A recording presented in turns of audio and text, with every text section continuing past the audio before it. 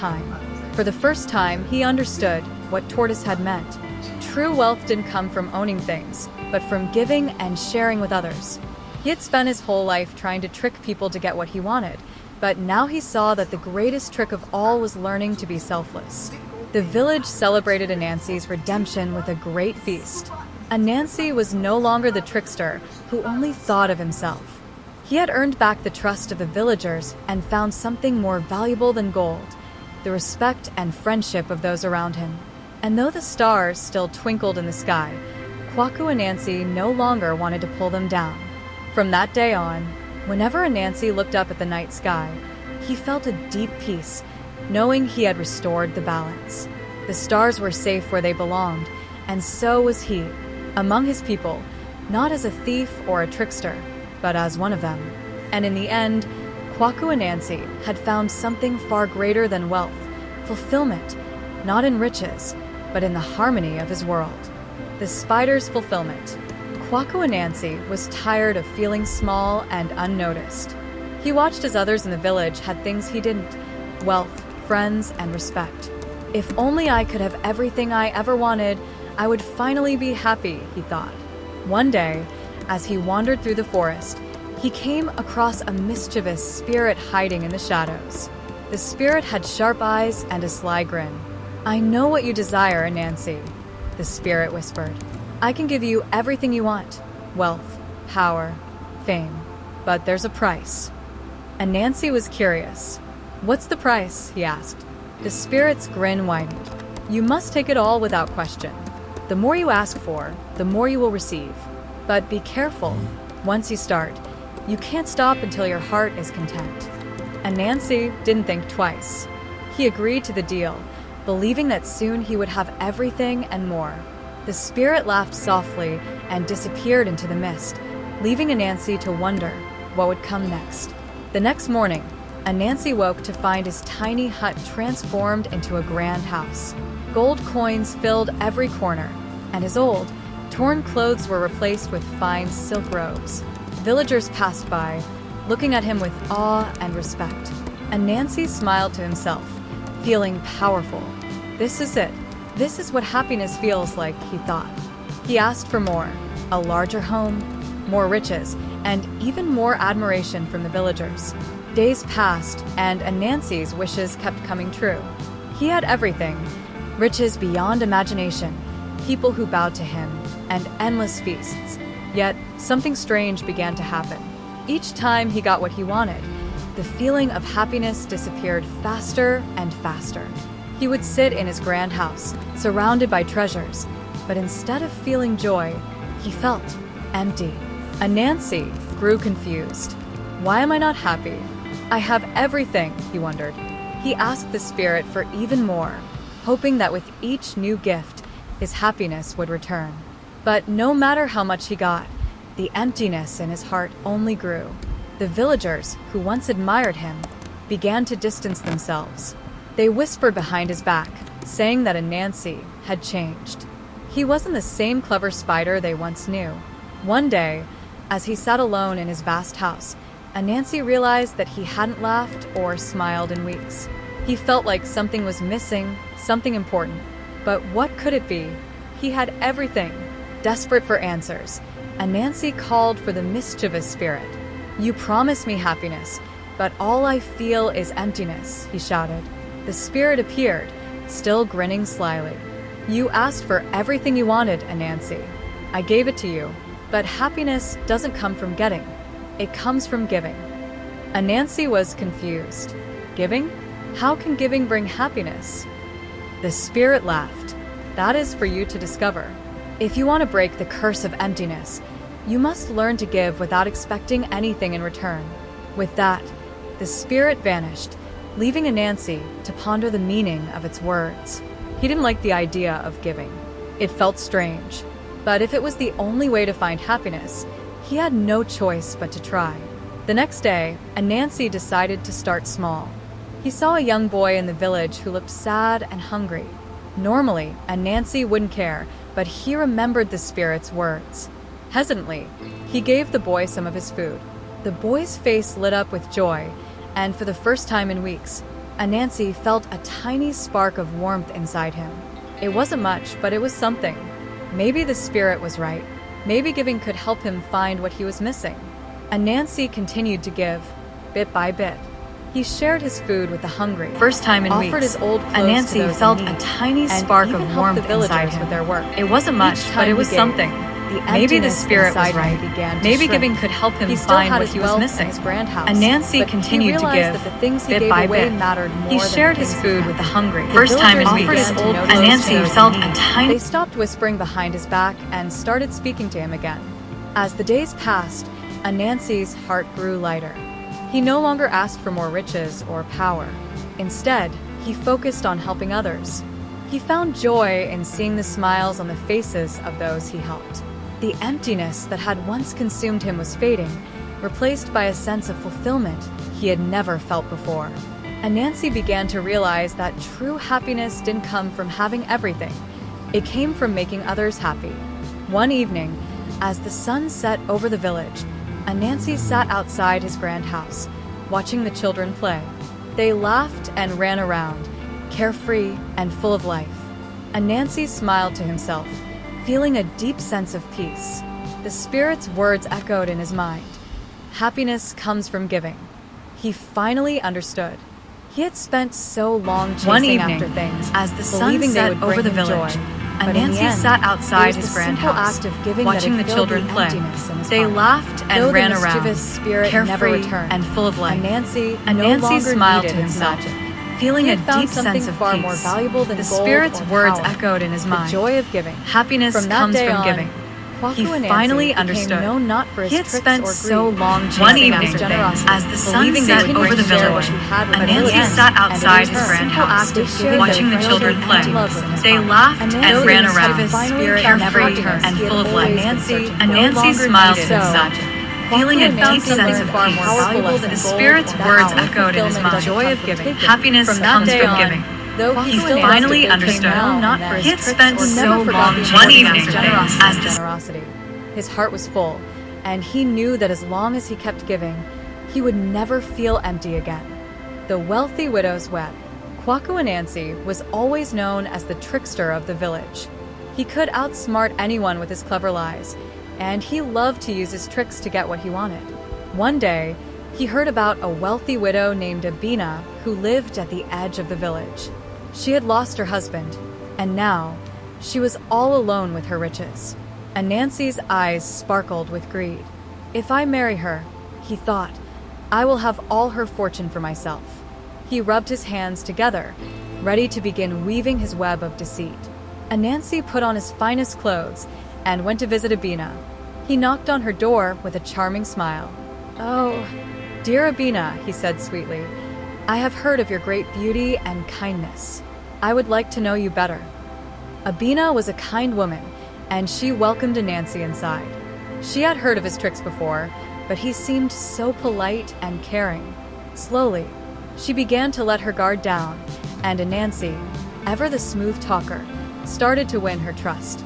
Days passed, and Ananse visited Abina every evening, bringing her small gifts and telling her lovely stories. He was careful, making sure not to rush things. His plan was to make Abina fall in love with him, and then he would propose marriage. Once they were married, he would have access to her fortune. I'll be the richest man in the village, Ananse thought, his greedy heart full of excitement. But something strange began to happen that Ananse didn't expect.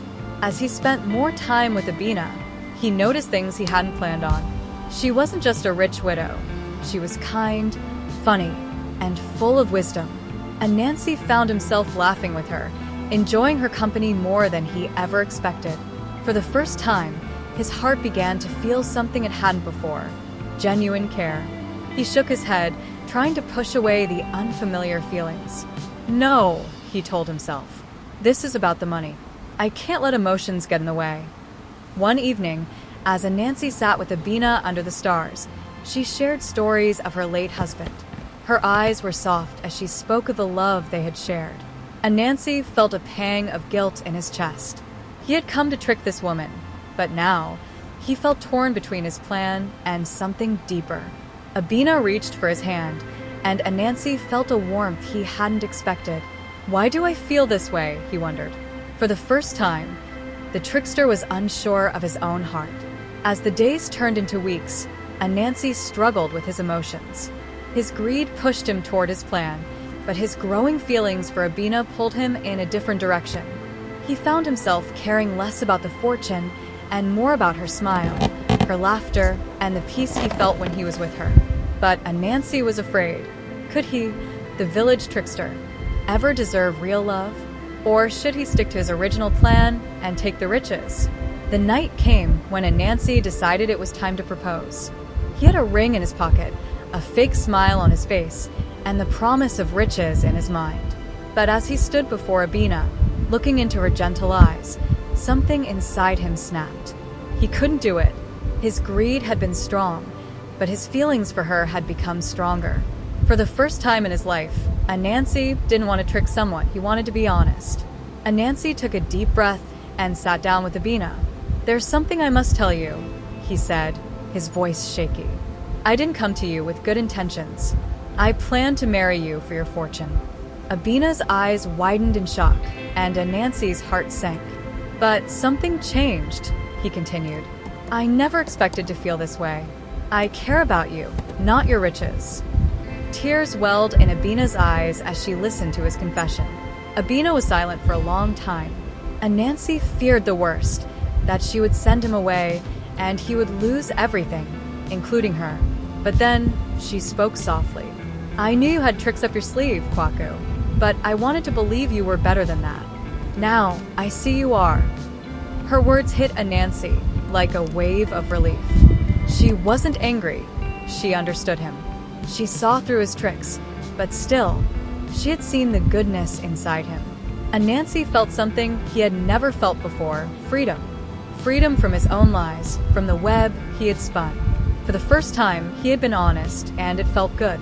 He realized that love, real love, was worth more than any fortune.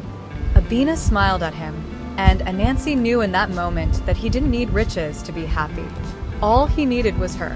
With Abina by his side, Ananse let go of his greedy plans.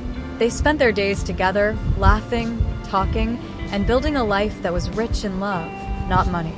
The village, surprised by Ananse's change, began to see him differently. No longer was he just the trickster. He was someone who had found something greater than wealth. In the end, Kweku Ananse had learned the most important lesson of all. Love cannot be tricked or bought. It is earned through honesty, kindness, and giving your heart to someone else. Though he would always be known for his cleverness, Ananse had found something even more valuable: a true and lasting love with Abina. And so, the trickster's web of deceit had turned into a bond of love, one that was stronger than any plan he could have made. Ananse had finally discovered what it meant to be truly rich, and for the first time in his life, he was content. Gold in the gourd. Kweku Ananse was always looking for a way to get rich, without working hard. One day, he gathered his friends, Tortoise, Monkey, and Elephant, and told them about a new plan. "This is a sure way to get rich quick," Ananse said with a sly grin. He convinced them to give him their money so he could invest it in a secret venture. His friends trusted him, though they had no idea that Ananse was keeping most of the money for himself. After all, he was the trickiest spider in the village. With the money in hand, Ananse went deep into the forest, searching for anything valuable. As he wandered, he stumbled upon an old, hidden cave. Inside, he found a dusty, ancient gourd resting on a stone pedestal. Curious, Ananse picked it up, and to his amazement, the gourd began to glow. Suddenly, everything he touched with the gourd turned to gold. His eyes widened with excitement. "This is it. I'm going to be the richest creature in the world," he thought, imagining all the wealth he could create. At first, Ananse was overjoyed. He turned rocks, sticks, and even leaves into gold. He built a grand house of gold and filled it with treasures. The villagers were amazed by his sudden fortune, and they came from all over to see his golden home.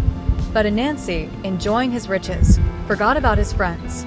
When they asked for their share of the riches, he told them, "I'm too busy right now. Maybe later." Soon, Ananse noticed something strange. His friends started to distance themselves from him. Tortoise no longer visited to share stories, and Monkey didn't invite him to play anymore.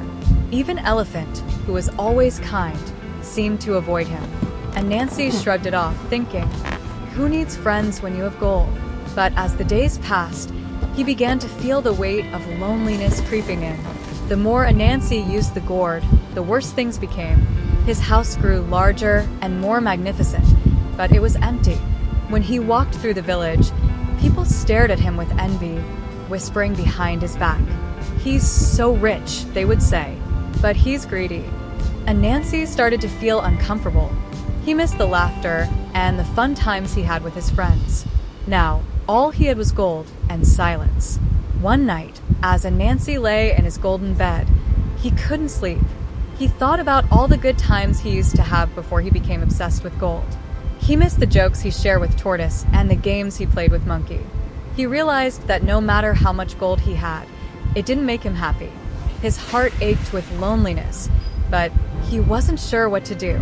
The next morning, Ananse tried to visit his friends, but they didn't seem happy to see him. Tortoise barely looked at him, and Monkey didn't speak at all. Even Elephant, with his usual patience, seemed distant. Ananse felt ashamed. His wealth had pushed everyone away. He thought about the ancient gourd that had brought him so much gold, but had taken away everything else. What's the point of having all this gold if I have no one to share it with? He wondered. Ananse returned to his golden house, feeling more alone than ever. He stared at the gourd, thinking about how much it had changed his life, and not for the better. He thought long and hard about his choices. Should he keep the gourd and remain the richest, but loneliest creature in the village? Or should he give it up and try to win back his friends? With a heavy heart, Ananse decided to act. He took the gourd back into the forest, determined to undo the damage he had caused. He reached the cave where he had found the gourd and placed it back on the pedestal. As he stepped away, the cave rumbled and the gourd vanished into thin air. Ananse felt a strange sense of relief, as if a heavy burden had been lifted from his shoulders. When Ananse returned to the village, his golden house was gone, and so were all the riches he had created. All that remained was a simple hut, just like the one he had before. Ananse hesitated for a moment, wondering how the villagers would react. Would they welcome him back? Or had he lost them forever? He took a deep breath and went to find his friends. At first, his friends were cautious. Tortoise crossed his arms, and Monkey looked away. But Ananse spoke from the heart. "I was wrong," he said. "I let greed take over, and I forgot what was truly important, our friendship. I've given up the gold, and I want to make things right." His friends exchanged glances, unsure if they could trust him again. But slowly, Tortoise softened, and Monkey gave a small smile. It wasn't easy, but Ananse worked hard to regain his friends' trust. He helped them with their chores, shared his food, and most importantly, he spent time with them. Little by little, the laughter returned. Ananse realized that true wealth wasn't in gold or riches. It was in the joy of being with those you care about. In the end, Kweku Ananse learned a valuable lesson. Greed may bring wealth, but it can never replace the happiness that comes from friendship. Though he was no longer the richest creature in the village, he was richer in heart, and that was more than enough for him. The villagers, too, noticed the change in him. They welcomed him back, not for his tricks or his gold, but for the kindness and warmth he had learned to show. And so, Ananse lived contentedly, surrounded by his friends and the village that once again trusted him. He never sought gold again, for he knew that the greatest treasures in life were the ones that couldn't be bought. He had traded his riches for something far more valuable, the love and friendship of those around him. The spider's wedding trap. Kweku Ananse, the trickiest spider in all the villages, was feeling lonely. He wanted to get married, but why settle for one bride when he could have three? Ananse came up with a plan. He visited 3 neighboring villages, where he met Akojua, Esi, and Ama, 3 beautiful women, each from a different village. To each one, he whispered sweet words, promising them that they were his one true love. "I will marry you, and only you," he said, charming them with his silver tongue. But in truth, Ananse planned to marry all three on the same day. Days passed, and Ananse secretly prepared for the grand wedding. He told each bride a different time and place for the ceremony, hoping to keep them apart. But what Ananse didn't know was that word of his wedding had spread like wildfire through the villages. Everyone was talking about it, and the three women soon found out that they weren't the only ones engaged to Ananse. The brides were furious, but instead of canceling the wedding, they each made plans to confront Ananse on his big day.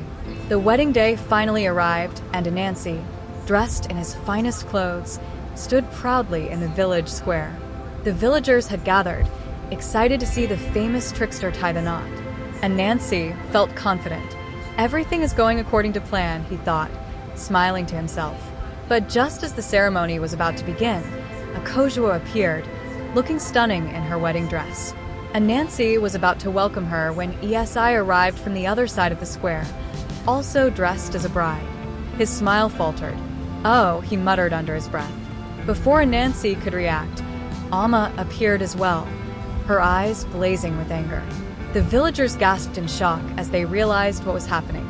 All three brides had shown up, and Ananse's web of lies was about to unravel in front of everyone. Akojua, ESI, and Amma stormed up to Ananse, demanding answers. "You told me I was the only one," each of them shouted. Ananse's mind raced. He needed to think fast, or his reputation and possibly his life would be ruined. Desperate to save himself, Ananse tried to weave more lies. "Oh, my dear Akojua, ESI, Amma, you see, this is all a big misunderstanding. I was just testing your love for me." But the brides weren't fooled this time. The villagers, who had always admired Ananse for his cleverness, were now turning against him. "You've gone too far this time, Ananse," one villager called out. The crowd murmured in agreement, and Ananse knew he was in deep trouble. As the brides surrounded him, Ananse's famous tricks seemed to fail him. Every lie he tried only made things worse. "I can explain. I. But the truth was clear to everyone now. Ananse had tried to trick not just the brides, but the whole village. The crowd's anger grew, and even Ananse's usual charm couldn't save him. For the first time, he found himself cornered with no way out. The village elders stepped forward, shaking their heads in disappointment. "Ananse, you've always been known for your tricks, but this time you've hurt people's hearts," one elder said. "There must be consequences for your actions." Ananse's heart sank. He had always believed he could trick his way out of anything, but now it seemed like there would be no escape. The brides glared at him, waiting for him to admit his guilt. With no other options, Ananse finally hung his head in shame. "I'm sorry," he said quietly. "I was selfish and greedy, and I only thought of myself. I never meant to hurt any of you." The brides listened in silence, unsure whether to believe him. The village waited, wondering what would happen next. Would Ananse's apology be enough, or would he face a harsher punishment? The brides huddled together, whispering among themselves. After a few tense moments, they turned to face Ananse. "We accept your apology," Akojua said, "but you must make things right." Ananse blinked in surprise. "How can I make it right?" he asked, eager to avoid further trouble. ESI stepped forward. "You must help each of us in our villages. Prove that you've changed by working hard and being honest," she said firmly. Ananse gulped but nodded. It was the least he could do after all the chaos he had caused. Ananse spent the next few weeks traveling from village to village, helping Akojua, ESI, and Amma with their daily tasks. He worked in the fields, fetched water, and even helped with cooking. The villagers were shocked to see Ananse working so hard. At first, they doubted his sincerity, but over time, they noticed that he was genuinely trying to make up for his mistakes. Slowly, the brides began to forgive him, and so did the villagers. As Ananse worked alongside the people, something unexpected happened. He began to enjoy helping others. The more he gave, the better he felt. For the first time, Ananse realized that tricking people wasn't the only way to be clever. He could use his skills to solve problems and make people's lives better. By the time he had finished helping each bride, Ananse had learned a valuable lesson about honesty and kindness. When Ananse returned to the village, the elders called for a gathering. "Ananse," one elder said, "you have done well to make amends. You have shown that you can change for the better." The villagers, once angry with him, now clapped and cheered. Ananse smiled, feeling a warmth in his heart that he hadn't felt before. For once, he was proud of himself, not for his tricks, but for his hard work and honesty. Although he didn't end up marrying any of the 3 brides, Ananse gained something far more valuable: respect and friendship. The villagers no longer saw him as just a trickster, but as someone who had learned from his mistakes. And for Ananse, that was worth more than any clever scheme he could come up with. He had finally discovered that true cleverness wasn't about tricking others, it was about being honest and doing good. From that day forward, Ananse continued to be clever, but now, he used his tricks to help others rather than deceive them. And though he would always be known as the trickster of the village, Ananse had earned a new title as well: the clever, but kind, spider. A fool's fortune. Kweku Ananse, known as the cleverest trickster in the village, grew bored one sunny afternoon. He spotted the village fool, Kofi, lazily walking by. A sly smile crept across Ananse's face as he decided to have some fun. "Kofi," Ananse called out, "I know of a well that grants wishes for true love and wealth. All you need to do is toss in a pebble and make a wish." Kofi, always trusting Ananse's words, immediately perked up. His eyes widened in excitement. "Really, Ananse?" Kofi asked, beaming with hope. "Yes, really," Ananse said, hiding his smirk. Ananse led Kofi deep into the forest, to an old, forgotten well surrounded by vines.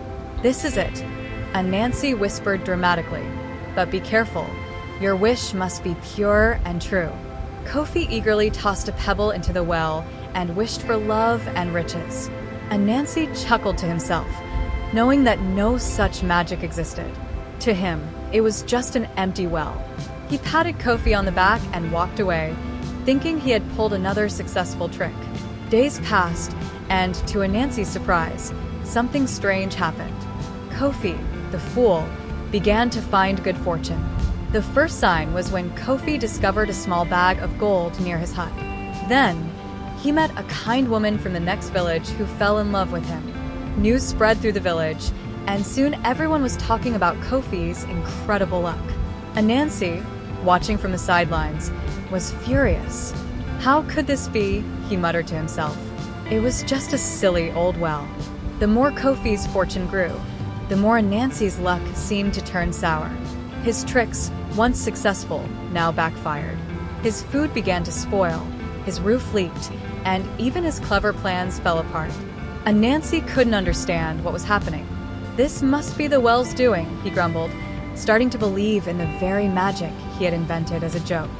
He realized that somehow, Kofi's wish had stolen all the luck from him. Desperate to reclaim his good fortune, Ananse decided to visit the well. He tossed in a pebble and made a wish for his luck and happiness to return. But nothing happened. Day after day, Ananse waited for his life to improve, but things only got worse. Meanwhile, Kofi's happiness continued to grow. Ananse knew he had to do something drastic, so he set out to find Kofi and demand that he undo his wish. When Ananse finally found Kofi, he was living in a lovely house, surrounded by laughter and wealth. "Kofi," Ananse shouted, storming into the house. "You need to return to the well and undo your wish." But Kofi, now wiser than before, smiled calmly at Ananse. "Why would I do that?" Kofi asked. "I have everything I've ever wanted, and it's all thanks to you." Ananse was stunned.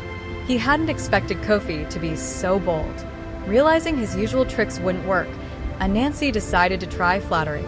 "Kofi, my friend, surely you don't want me to suffer. You wouldn't have all this fortune without me, after all," Ananse said, hoping to appeal to Kofi's kindness. But Kofi only shook his head. "Ananse, I have learned something important. You may have given me the idea of the well, but it was my true heart that made my wishes come true. Maybe it's time you stop tricking and start wishing from your heart too." Ananse, feeling cornered, realized Kofi was right. All his life, He had relied on trickery to get what he wanted, never thinking of the consequences or the truth behind his actions. He sighed deeply, feeling the weight of his selfishness. But still, Ananse couldn't bear the thought of losing his cleverness or his fortune. He needed to find another way. Determined not to give up, Ananse returned to the well one last time.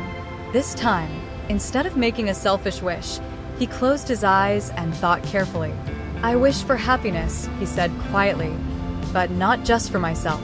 I wish for peace for Kofi and for everyone in the village. I want my tricks to bring laughter, not harm." Ananse opened his eyes, unsure if anything had changed. To his surprise, the well began to glow softly. The vines around it seemed to shimmer with light, and a feeling of warmth washed over Ananse. He smiled, not his usual sly grin, but a genuine smile from the heart. Ananse felt lighter, as if a great burden had been lifted from his shoulders. The well's magic had granted his wish, but not in the way he had expected. When Ananse returned to the village, things slowly began to improve. His roof stopped leaking, his food was fresh, and even his clever tricks brought laughter instead of trouble. The villagers, once wary of his tricks, welcomed him with smiles. Kofi, still enjoying his good fortune, shared his wealth with the villagers, helping everyone live better lives. Ananse learned that true happiness didn't come from riches or tricks. It came from kindness and the joy of others. In the end, Kweku Ananse realized that while he would always be clever, it was his heart, not his tricks, that held the real magic. He no longer felt the need to deceive others to get what he wanted.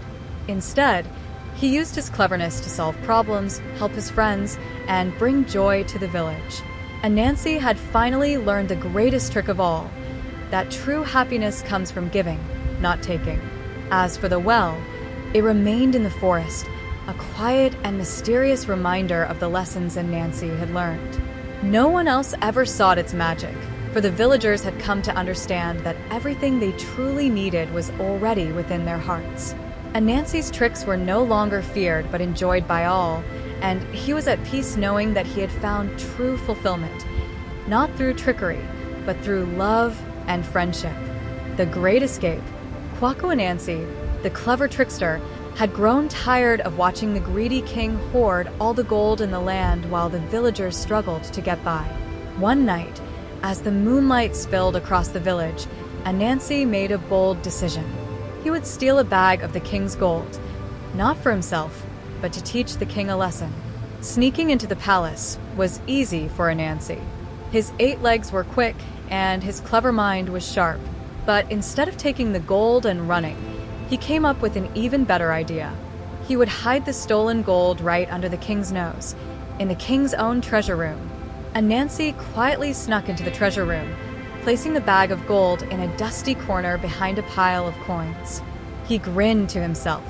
The king will search everywhere, but he'll never find it here, he thought.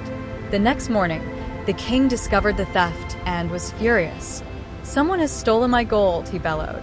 Guards searched the palace high and low, but no one could find the missing bag. Little did they know it was hidden in plain sight, right in the treasure room. The king, desperate to catch the thief, soon suspected Ananse. "That tricky spider is up to something," the king muttered.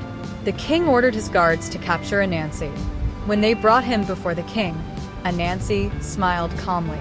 "I have done nothing wrong," he said, but the king wasn't convinced. "Lock him in the room of traps," the king commanded. The room was filled with dangerous puzzles and tricks designed to keep even the smartest prisoners from escaping. But Ananse wasn't worried. He had always been able to outwit any challenge. However, as he entered the room and the heavy door slammed shut behind him, Ananse realized this was no ordinary room. The first trap Ananse encountered was a floor covered in tiles, each one carved with different symbols. Some tiles looked harmless, but others seemed dangerous. "Step on the wrong one, and I'll fall into a pit," Ananse thought, carefully studying the floor. Using his sharp mind, he remembered the stories he had heard about the room and began stepping on the tiles with caution. One step at a time, he made his way across the floor. But as soon as he reached the other side, a new challenge awaited. The walls of the room began to move, slowly closing in. Ananse's heart raced. He could feel the pressure building, but instead of panicking, he thought quickly.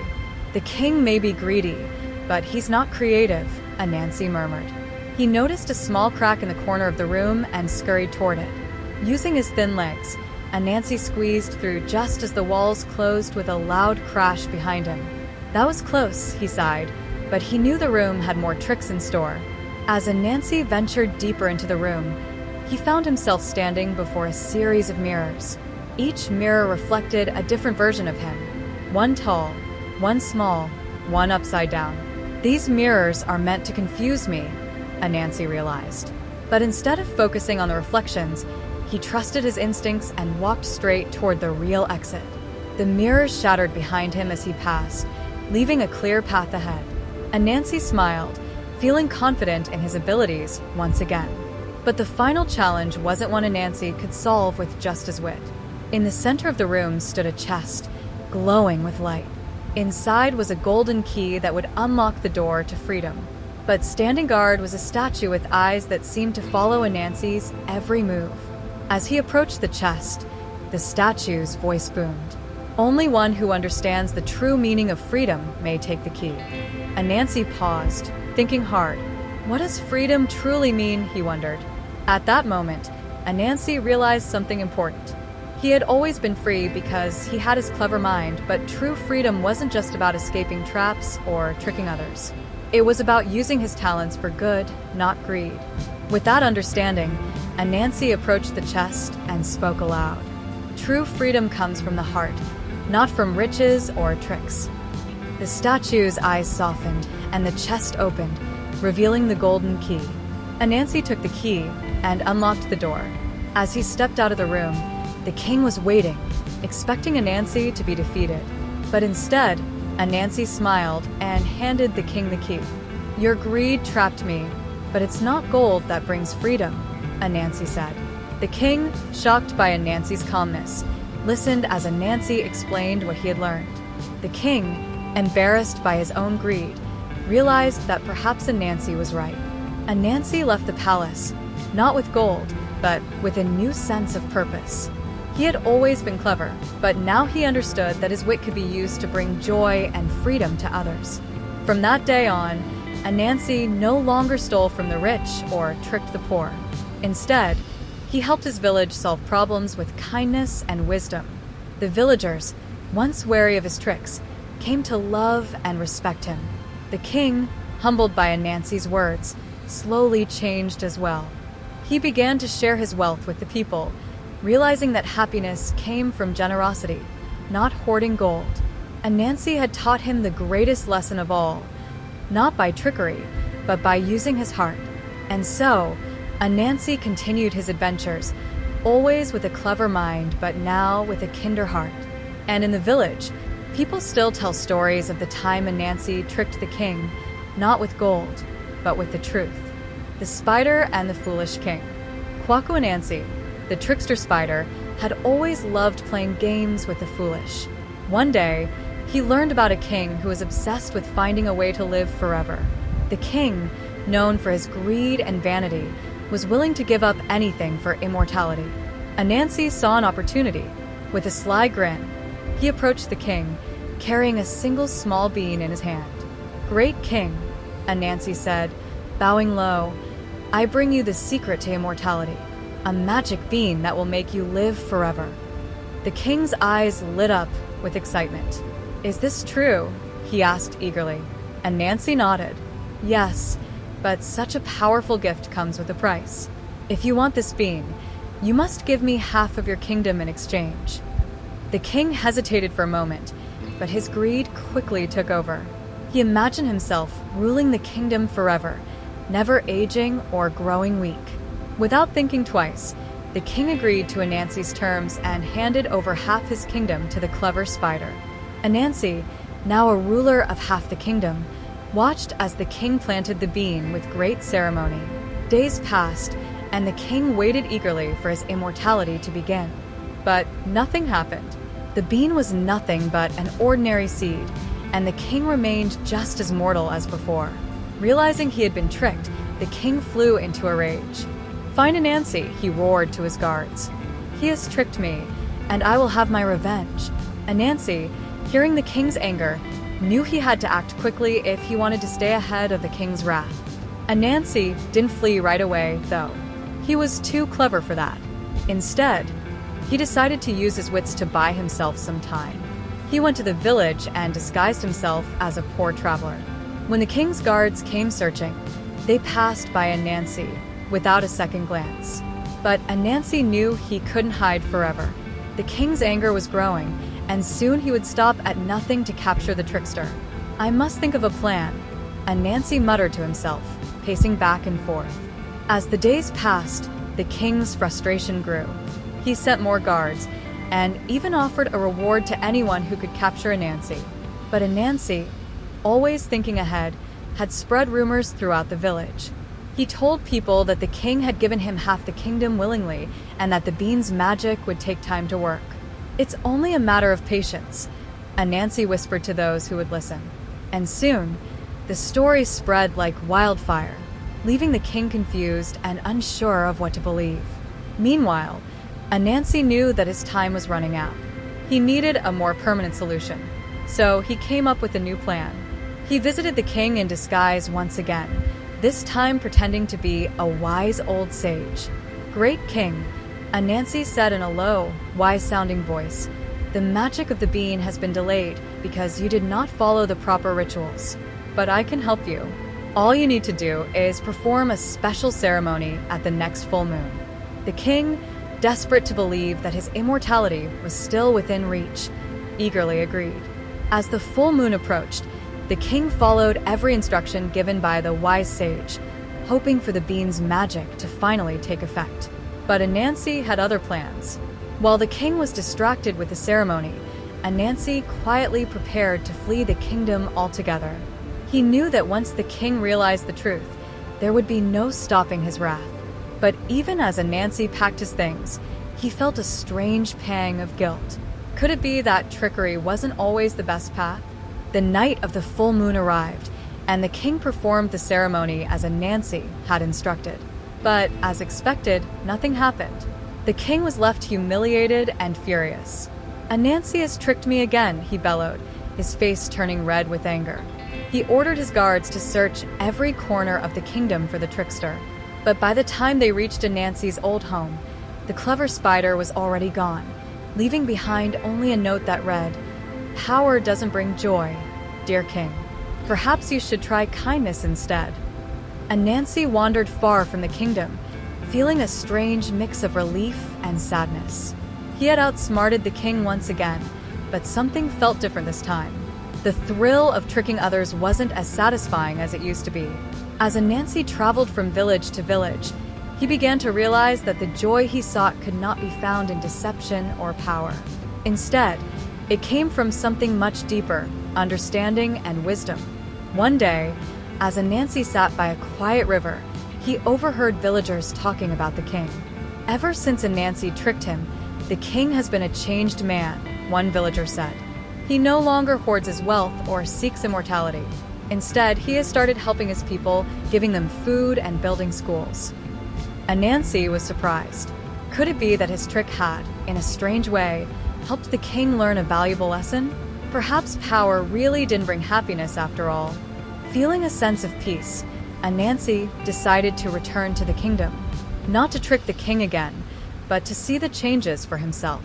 When he arrived, he found the kingdom thriving. The people were happier, and the king, though no longer obsessed with immortality, was content. He even welcomed Ananse back with a smile. "You taught me something important, Ananse," the king said. "I thought power and immortality were the keys to happiness, but now I see that joy comes from helping others." Ananse, for once, didn't have a clever reply. Instead, he simply nodded, feeling a strange warmth in his heart. From that day on, Ananse continued his adventures, but with a new perspective. He still loved a good trick, but he also understood that true happiness wasn't found in power or deception. Instead, it came from living with a kind heart, helping others, and using his cleverness for good. And though he would always be the trickster spider, Ananse had finally learned that the greatest trick of all was finding joy in doing the right thing. The Spider and the Horned Princess. Kweku Ananse, the clever trickster spider, wandered into a far-off kingdom one day. There, he laid eyes on the most beautiful princess he had ever seen. But something was different about her. She had large, curved horns on her head. The people whispered that she was cursed, doomed to wear the horns forever unless someone could outweed the spell. Despite her strange appearance, Ananse was captivated. "I will break the curse and win her heart," he declared, determined to prove himself. The princess, though beautiful, was sad and withdrawn. Many had tried to break the curse, but none had succeeded. Ananse approached her with confidence. "Princess, I will be the one to free you," he said boldly. She looked at him with tired eyes, unsure if he was just another foolish suitor. But there was something in Ananse's smile that gave her a glimmer of hope. "Very well," she replied softly. "But be warned, the curse is not easily broken." Ananse knew he couldn't rely on tricks alone this time. To break the curse, he would need to outwit powerful magic. He sought out the kingdom's oldest sage, who told him that the curse could only be undone by solving 3 riddles. The first riddle would lead him to a hidden land of mischief, the second would challenge his mind, and the third would test his heart. Ananse nodded, already plotting how to overcome each challenge. This will be easy, he thought. But deep down, he knew the journey would be anything but simple. His first task was to find the land of mischief. He traveled far and wide, through forests, deserts, and mountains.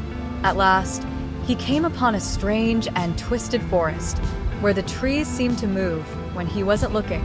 This must be the place, Ananse thought. But as soon as he stepped inside, the trees began to play tricks on him. Branches blocked his path, and the ground shifted beneath his feet. Ananse grinned. "A game? I love games," he said aloud, and with that, he began to play along. The forest was full of riddles. Every time Ananse solved one, the path cleared a little further. But the deeper he went, the more difficult the riddles became. At one point, the trees asked him, "What is the one thing that belongs to you, but is used more by others?" Ananse paused, thinking hard. Then, with a grin, he answered, "My name." The trees parted, allowing him to pass through. The land of mischief was tricky, but Ananse was trickier. After days of traveling, Ananse finally reached the heart of the land of mischief. There, a mischievous spirit waited for him. "You have done well," the spirit said, "but now you must solve the second riddle. It will challenge your mind more than your wit." The spirit handed him a small puzzle box. "Solve this, and you will be one step closer to breaking the curse," the spirit said with a smirk. Ananse examined the box carefully. It looked simple, but he knew better than to be fooled by appearances. Ananse turned the box in his hands, thinking. He tried twisting it, pulling it, and even speaking to it, but nothing seemed to work. Hours passed, and Ananse grew frustrated. He was used to solving riddles quickly, but this puzzle was different. Maybe the answer isn't in the box at all, Ananse mused. He sat down and thought about everything he had learned on his journey so far. Then suddenly it clicked. The key to solving the puzzle wasn't about outsmarting it, it was about understanding it. With a careful touch, Ananse gently pressed the sides of the box, and it opened with a soft click. Inside was a single silver thread, glowing with magic. "You have done well," the spirit said, appearing once again.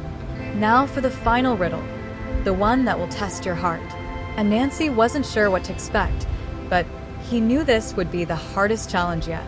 "I'm ready," he said, though a part of him wasn't so sure. The spirit led Ananse to the edge of the kingdom, where the cursed princess waited. To break the curse, the spirit said, "You must answer this. What is more powerful than magic, yet invisible to the eye? What can bind 2 souls together forever, but cannot be touched?" Ananse's mind raced. He thought of all the tricks and games he had played, all the riddles he had solved.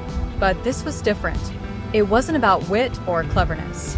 Slowly, he realized the answer. "Love," Ananse said quietly. "The answer is love." The moment the words left his lips, the horns on the princess's head began to fade. She smiled at him, her eyes bright with relief. The curse was broken, but Ananse wasn't done yet. He had one last trick to play, this time on himself. For the first time in his life, Ananse chose to be honest. "Princess," he said, "I didn't come here just to break your curse. I came because I love you." The princess's smile grew wider. "And I love you, Ananse," she replied. The spirit, seeing that the riddle had been solved, disappeared into the wind. The kingdom rejoiced, and Ananse, the trickster, had finally won something far greater than riches or power. He had won love, real, true love. The wedding of Ananse and the princess was a grand celebration. People from all over the kingdom came to see the couple who had outwitted a powerful curse. For once, Ananse didn't need tricks or schemes. His heart was full, and he had learned that some things, like love, were more powerful than any riddle.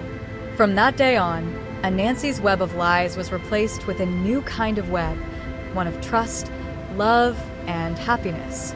Thank you for joining us today on this exciting journey with Ananse. Visit our page to experience more diverse folktales from different parts of Africa. Please like, share, and subscribe. Until the next adventure, it's bye-bye from us, here at Apentheneafricanstories.